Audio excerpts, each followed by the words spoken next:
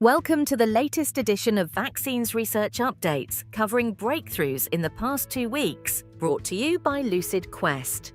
In extensive-stage small cell lung cancer, a Phase 1b/2 study combining Atezolizumab with a dendritic-cell vaccine reported median progression, free survival of 4.7 months, and overall survival of 11.2 months, with 33% of patients alive beyond 24 months.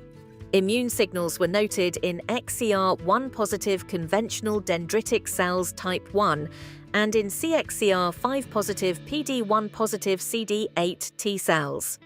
Analyses were presented at SITC 2025, and fuller data will guide clinical impact.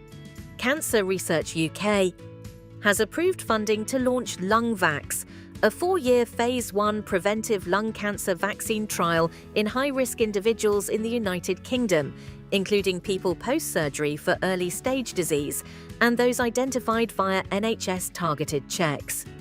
The Oxford and UCL-led program uses adenoviral technology similar to the Oxford-AstraZeneca COVID vaccine, with dose finding and safety as initial goals. The UK Horizon trial will evaluate an Epstein-Barr virus vaccine in multiple sclerosis. This Phase 2, sponsored by Moderna and led by the University of Edinburgh, will enroll 180 people recently diagnosed with MS across up to 10 UK sites to assess safety and effects on disease activity. Results could shape clinical and payer discussions, depending on design and confounding control.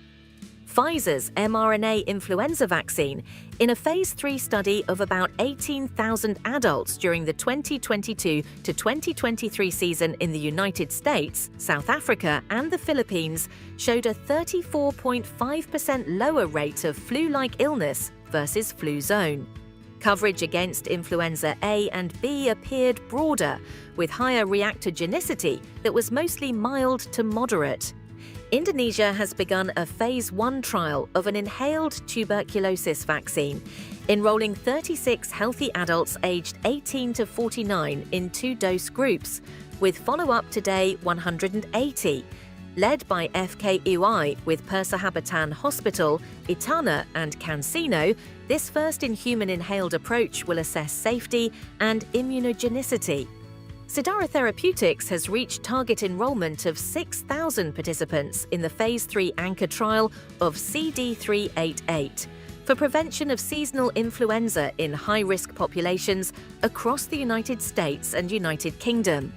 The randomized, double-blind, placebo-controlled study tests a single 450 mg subcutaneous dose, with an interim analysis planned in the first quarter of 2026. If successful, this single Phase 3 could support a BLA for a non-vaccine influenza preventative. Blue Lake Biotechnology can resume enrollment in its Phase 1/2a trial of BLB201, an intranasal PIV5 vectored RSV vaccine. After a Type C meeting, the FDA lifted a partial clinical hold, allowing enrollment of RSV-negative toddlers from 18 months of age, regardless of serostatus criteria used previously. Earlier preliminary signals suggested fewer symptomatic RSV infections versus placebo. Valneva reported the final Phase 2 readout for its Lyme disease vaccine candidate VLA15.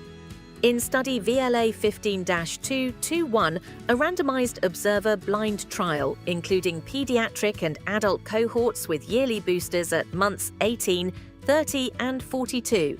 Strong anamnestic responses were observed across 6 serotypes 6 months after the 3rd yearly booster. The Data Monitoring Committee noted no safety concerns. Stay ahead in vaccines research. Like, share, and subscribe for our updates. Visit lqventures.com or email us at info@lqventures.com for expert healthcare consultation.